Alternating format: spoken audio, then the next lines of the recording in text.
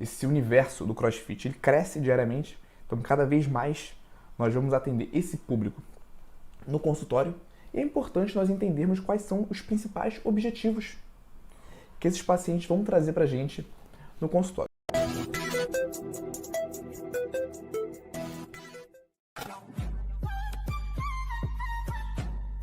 Primeiro, melhora de performance. E aqui é um ponto que a gente tem que ter bastante clareza. É possível, e é comum, inclusive, dentro desse universo do CrossFit, que o praticante ele tenha o objetivo de melhorar a performance. Ah, Igor, isso para mim parece normal. Qual é a novidade? A questão aqui é o seguinte, às vezes o paciente ele não tem a pretensão nem a intenção de ganhar massa muscular, nem de reduzir o percentual de gordura. Ele quer melhorar a performance, certo? Então é possível isso acontecer. O paciente chegar no seu consultório, principalmente se for um atleta, é um paciente que treina há mais tempo, é um praticante de CrossFit que treina há mais tempo, que participa de competições, é possível que esse praticante chegue no seu consultório relatando isso. Eu não quero ganhar peso, eu quero manter a minha estrutura corporal, mas eu quero melhorar a minha performance. Então esse é o primeiro tipo que nós vamos trabalhar de objetivo no consultório, melhora de performance. Então é um objetivo bem comum. Segundo, que também é extremamente comum, talvez o mais comum entre os três, é o objetivo de emagrecimento. Quando a gente fala de CrossFit, nós estamos falando de uma atividade física que gera muita adesão para o nosso paciente. Então, para aquele indivíduo que nunca se deu bem com a academia, né, nunca gostou de outras aulas coletivas, sempre achou outras atividades físicas algo monótono. Então, é comum esse paciente se encontrar no CrossFit. O paciente ele tem esse objetivo de emagrecimento, né, sabe que para auxiliar a conquistar esse objetivo, uma atividade física é fundamental. E ele encontrou no CrossFit uma atividade física que ele gosta, que ele sinta prazer e que ele conseguiu, de fato, levar aquilo para o dia a dia dele, levar aquilo para a rotina dele. Então, esse é o paciente que vai chegar no seu consultório e vai falar o seguinte: Igor, eu estou fazendo o CrossFit, estou gostando, estou indo praticamente todo dia e eu quero emagrecer, eu quero reduzir o meu percentual de gordura, eu quero trabalhar a definição corporal. Então, esse é o segundo paciente que nós podemos encontrar no consultório. O paciente que quer emagrecer, reduzir o percentual de gordura e conta com o CrossFit para auxiliar nesse objetivo, beleza? O terceiro tipo é o paciente que busca a hipertrofia. Então, esse paciente vai chegar para você e vai falar: Igor, eu quero ganhar massa muscular. Mais uma vez, é possível que esse paciente não tenha se adequado à rotina de musculação, não goste de academia, ache a musculação algo monótono, não curte também outras atividades físicas que estimulariam a hipertrofia e, mais uma vez, esse paciente se encontrou no CrossFit. Esse paciente vai falar para você que ele quer ganhar massa muscular, que ele quer desenvolver massa muscular e que ele conta com o CrossFit para auxiliar em mais um objetivo. O que a gente tem que ter em mente na hora de atender esses diferentes pacientes com diferentes objetivos? E o que vai prevalecer para que esses pacientes atinjam esses objetivos que eles têm é o balanço energético da ingestão alimentar de acordo com o objetivo. Então, nesse primeiro caso, o paciente quer melhorar a performance. Ele tem que ter um balanço energético de acordo com o objetivo dele. Para esse paciente, a gente vai prescrever um superávit calórico?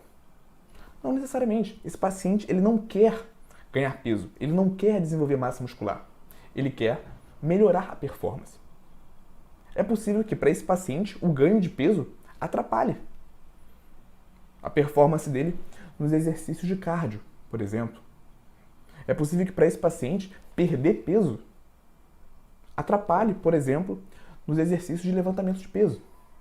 Então, para esse paciente que quer melhorar a performance, uma dieta isocalórica com um gasto energético equivalente à ingestão é uma excelente opção.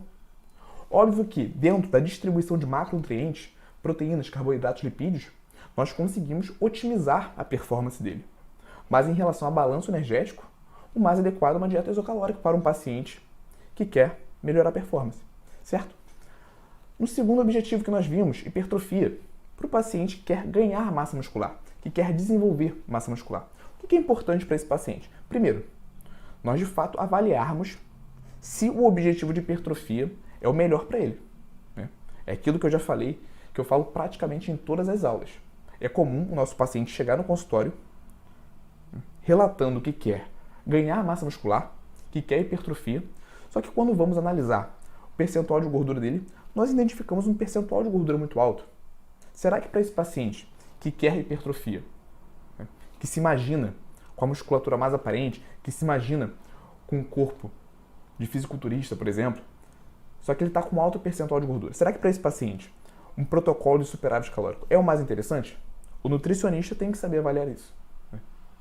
Se de fato é o melhor objetivo para ele, se você identificou que para esse paciente que está na sua frente, hipertrofia é o melhor objetivo, mais uma vez, o balanço energético dele tem que estar associado ao objetivo que você definiu. Então, para esse paciente, você vai prescrever um superávit calórico. Tá? Galera, eu sei que esse conteúdo aqui ele parece simples, de fato, ele é simples perto dos outros que nós falamos aqui ao longo das últimas semanas, mas eu quero que vocês tenham isso muito bem consolidado. Então, para muitos, isso pode ser uma simples revisão, para outros, pode ser novidade, alguma coisa que eu falei aqui nesse início de aula, mas fique até o final que a gente vai entrar numa parte mais avançada muito em breve. E para o objetivo de emagrecimento, obviamente, o balanço energético tem que estar associado a esse objetivo. Então, para o paciente que faz CrossFit e que quer emagrecer, obviamente, você vai prescrever para ele um déficit calórico. E aqui é importante uma questão, talvez aqui um dos pontos principais dessa introdução, que gera muita dúvida, principalmente no leigo. Eu sei que tem nutricionista que também tem dúvida em relação a isso, mas isso gera muitas dúvidas no leigo. Que acham que a distribuição de macronutrientes, ela importa mais do que o balanço energético. Ou seja, para um paciente que quer emagrecer, que está se autoprescrevendo uma dieta, é comum essa dúvida na cabeça dele. Ah, o que engorda é o carboidrato. A gente vê muito isso nessa demonização do carboidrato, né? O que engorda é o carboidrato. Então eu posso comer gorduras e proteínas à vontade. Ou seja, na cabeça dele, a ingestão calórica não importa tanto quanto o macronutriente que está sendo ingerido, certo? Então isso aqui é muito comum e importante nós explicarmos isso para o nosso paciente. Se o seu paciente está em déficit calórico e ele tem o objetivo de emagrecimento, ele pode comer praticamente a dieta toda de carboidrato, que ele vai emagrecer da mesma forma. Tudo bem? Então essa é uma dúvida muito comum nesses últimos anos, mas é importante o nutricionista ter essa consciência. Até mesmo em processo de emagrecimento, quando o paciente ele faz CrossFit, um aporte de carboidratos maior é fundamental. Por quê? Porque ele faz um exercício que tem uma intensidade considerável. Então, se ele entra numa sessão de treinamento de cross com as reservas glicogênicas já depletadas, com baixo aporte de carboidratos na dieta, é possível que isso comprometa até mesmo o padrão de movimento dos exercícios, aumentando o risco de lesões. Então, até mesmo para o paciente que quer emagrecer, uma vez que você calcula um déficit calórico adequado para esse paciente, um aporte de carboidratos dentro desse cálculo dietético vai ser fundamental. Ele vai precisar desse carboidrato na hora de treinar, para melhorar a intensidade do treino, para aumentar as cargas de treino, dessa forma preservar a massa muscular, apesar do contexto metabólico de déficit calórico. Então, enfatizando, o que vai mandar, o que vai ser a base para o resultado do seu paciente, vai ser o balanço energético de acordo com o objetivo. Essa é a base. Depois disso, nós vamos distribuir esses macronutrientes e dentro desse universo do cross, o aporte de carboidratos sempre vai ser interessante, até mesmo nos pacientes que querem emagrecer, porque é uma atividade física com uma intensidade maior. Beleza? O que a gente encontra também é aquele paciente, e isso até mesmo para nós profissionais, tá?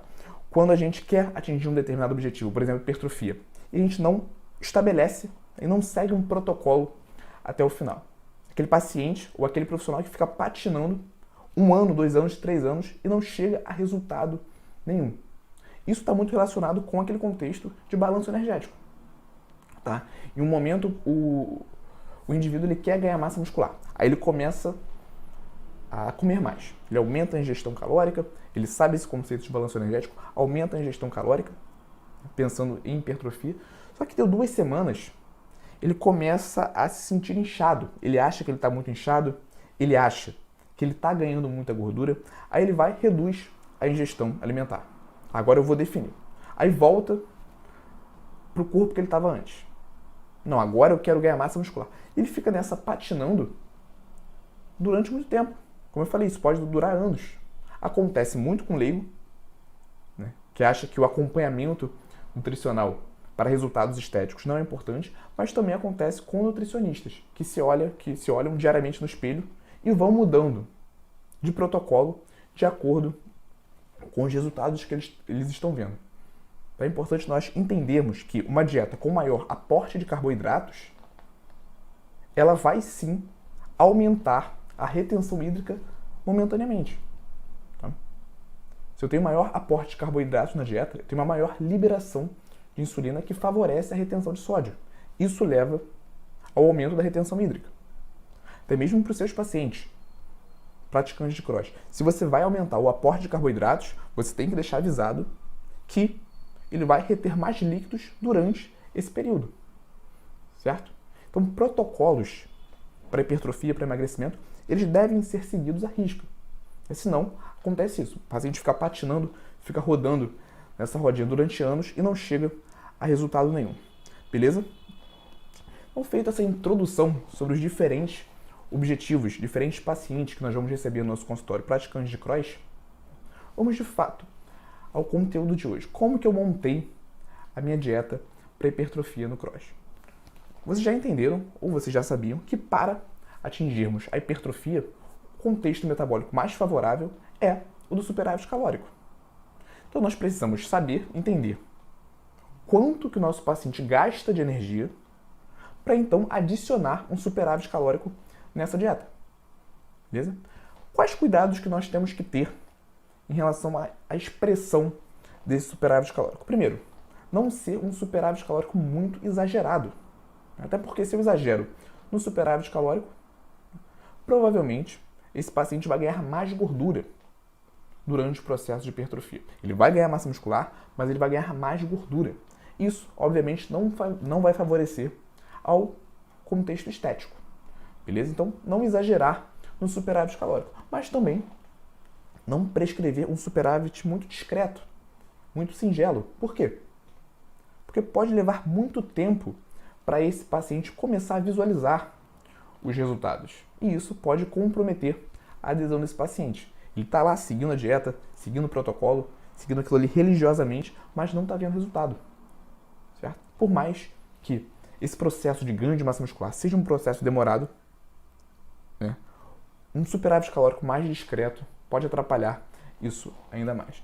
Beleza? Então, geralmente, eu calculo um superávit calórico que vai de 500 a 1.000 calorias. Lembrando, isso em cima do gasto energético total. Uma vez que eu já defini o quanto de energia meu paciente gasta por dia, incluindo todas as atividades dele, eu adiciono esse superávit calórico.